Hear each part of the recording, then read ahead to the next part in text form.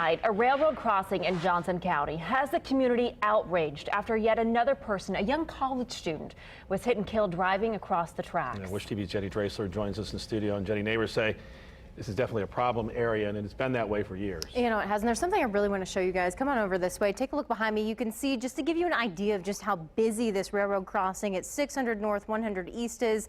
Each camera angle you're going to see here, it's a 1-minute time lapse. You can see just dozens of cars just rolling right on through here. The thing is, though, the crossing is poorly marked, and now less than 24 hours after a young woman was killed, the community is asking for answers, not only how this happened, but why it wasn't prevented. It's a walk across an unforgiving street that no family ever wants to make. Hand in hand, braving a storm of emotions on a rainy day in Johnson County. A grieving family places flowers, messages, standing beside a set of railroad tracks they never thought they'd be on. She was on her way to work. She just works down the street, so I know she's probably taken this road several times. Brittany Lang described her cousin, 20-year-old Shauna Sinizal, as someone who could light up a room. Home on spring break from IU, Sinizal's SUV was hit by a train here at this railroad crossing at Tracy Road and Emerson Avenue, just outside New Whiteland. The railroad crossing has no stop arms, no guardrails, no flashing lights, just a stop sign. She graduated in 2017 and had a scholarship at IU. So she was doing really good, had a bright future ahead of her. And neighbors furious, calling it a dangerous crossing that needs to be fixed.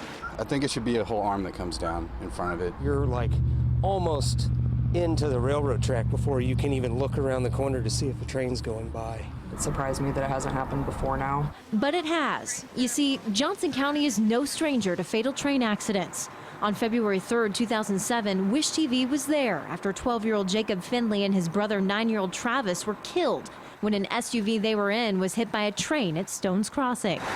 Back then, only a stop sign was posted warning drivers of the crossing. That has since changed. But for this crossing, the same can't be said. It's something Ling calls a life-ending mistake she hopes no other family will ever have to pay for. Something has to be done. I mean, how many more lives does it have to take before something happens? Now, I also spoke to Greenwood's Mayor Mark Myers on the phone tonight. He says multiple towns in Johnson County have applied for and gotten a $1.5 million grant that's approved that would increase rail safety. He told me this particular intersection is on that list to be upgraded, but he's not exactly sure what type of upgrade it will be. That grant is expected to go into effect in 2021. Oh, it makes you sick how this happened to anyone. And I know, Jenny, you were just there reporting on the story when the family walked up, and clearly you said you got an embrace out of this, a very emotional It was time. one of those things when you're reporting on stories like this, you were never prepared. You know you might run into the family.